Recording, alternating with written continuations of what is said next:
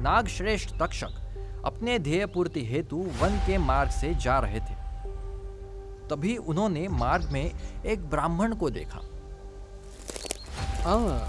कहीं ये वही सज्जन तो नहीं? प्रणाम महोदय। प्रतीत होता है हम दोनों एक ही मार्ग के पथिक हैं। किस ओर जा रहे हैं आप? मैं राजा परीक्षित के राजमहल जा रहा हूँ। ज्ञात हुआ है कि महाराज के प्राणों पर सर्पदंश का संकट है। जी, मुझे भी कुछ ऐसा ही ज्ञात हुआ है, परंतु आपका इस विषय से क्या संबंध? संबंध? मैं वैद्यक शास्त्र का विद्वान हूँ तथा मेरे पास हर प्रकार के विष की विषहर औषधि है।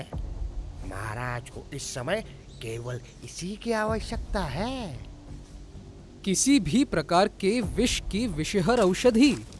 हाँ, मेरी मंत्र सिद्धि के समक्ष हर विष दुर्बल है। और आपके कहने मात्र से महाराज आप पर विश्वास कर लेंगे? मैं उनके समक्ष अपना मंत्र सामर्थ्य सिद्ध कर दूंगा। मुझे शंका है वैद्यराज कि कदाचित तक्षक जैसे महाघातक नाग के विष का विषहर अवश्य ही ना हो आपके पास।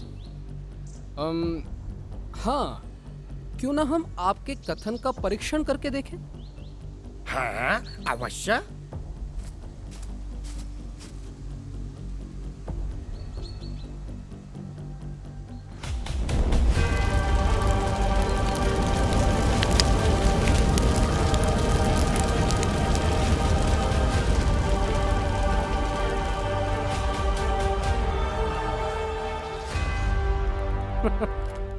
देखिए वैद्यराज, मेरे विष ने तो क्षण भर में ही इस वृक्ष को भस्मित कर दिया। तो क्या था आपका कथन कि आपके पास हर प्रकार की विषबाधा का उपचार है? निश्चित रूप से है।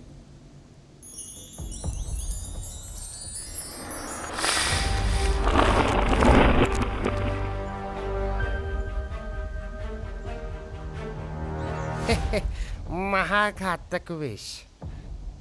अद्भुत, अद्भुत वैद्यराज, अद्भुत।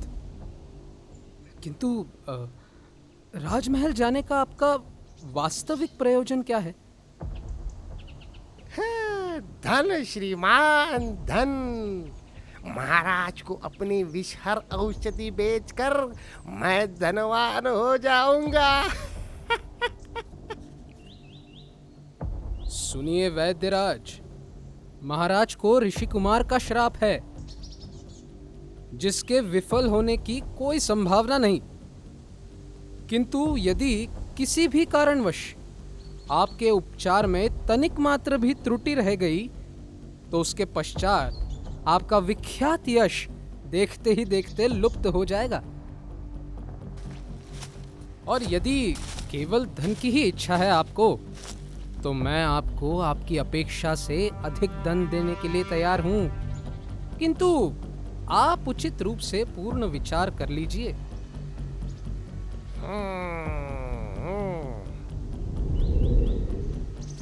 वैद्यराज को तो मैंने उल्टे पांव लौटा दिया, किंतु अभी भी मेरे समक्ष एक जटिल समस्या है। उस ऊंचे दुर्ग की कड़ी सुरक्षा को भेद कर राजा तक पहुंचना। इस असंभव कार्य को संभव करने हेतु एक अत्यंत विश्वसनीय योजना रचनी होगी। मेरे कुछ भुजंग साथी तपस्वियों के वेश में आज ही राजमहल जाएंगे तथा राजा के लिए एक फलों की टोकरी ले जाएंगे। उन्हीं फलों में से एक फल में मैं अपनी मायावी शक्तियों से प्रवेश कर लूंगा। यदि मेरे साथी राजा तक नहीं पहुंच सके, तथापि यह टोकरी अवश्य राजा तक पहुंचेगी। श्राप के प्रभाव से राजा निश्चित ही उसी फल का चयन करेगा जो मुझे उसके निकट ले जाएगा। तत्पश्चात वही घटित होगा जो नियत है।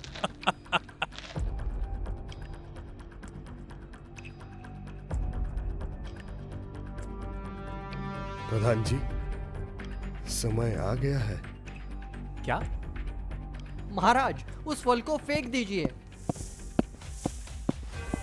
अपना लक्ष्य प्राप्त कर नागेंद्र तक्षक दुर्ग की खिड़की से उस श्यामल आकाश में लुप्त हो गए। राजा परीक्षित की मृत्यु के पश्चात उनके अल्पायु पुत्र जन्मेजय को राजा घोषित किया गया तथा उसकी योग्य आयु होने तक राज्य का कारभार मंत्रालय ने संभाला। कुछ वर्ष पश्चात जब राजा जन्मेजय को राजा परीक्षित की हत्या का कारण ज्ञात हुआ तो उन्होंने संपूर्ण सर्पगणों से प्रतिशोध लेने का निर्णय लिया तथा उसी प्रयोजन से इस देवी यज्ञ का आयोजन किया, जिसकी अग्नि तब तक सभी सर्पों को अपनी ओर आकर्षित करती रहेगी जब तक इस संसार के हर सर्प का विनाश नहीं हो जाता। और यही वो शाप है जो कद्रु ने अपने सर्प पुत्रों को दिया था, जिसका प्रभाव प्रारंभ हो गया है। देखिए, आस्तिक पर्व का अब बस एक अंतिम भाग ही बाकी है। इसके बाद हम उत्तर मौर्यकालीन भारतीय इतिहास आपके सामने लाएंगे और फिर महाभारत से ही शकुंतला तथा ययाति की कहानियों पर हम सीरीज बनाएंगे। आपसे निवेदन है कि हमारे इस सीरीज को ज्यादा से ज्यादा शेयर करें और आगे की सीरीज बनाने के लिए सहयोग जुटाने में हमारी मदद करें। मिलते हैं आपसे सीरीज के अंतिम भाग में। धन्यवाद।